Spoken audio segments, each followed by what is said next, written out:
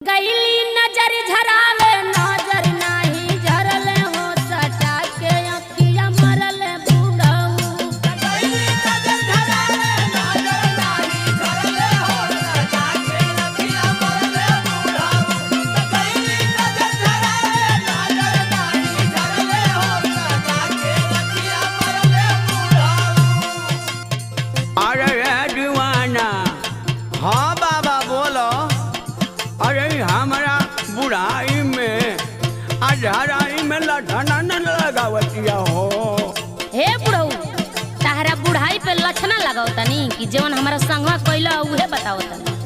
ए जितेंद्र वो भौजी, तू तनिका बाबा को विशेषता हमारा मुंह से सुन ल कि यह बाबा का अंदर कितना गुण बा। अच्छा तो सुनावा। वैसे तहरा बाबा की विशेषता के बारे में हम जानतानी, लेकिन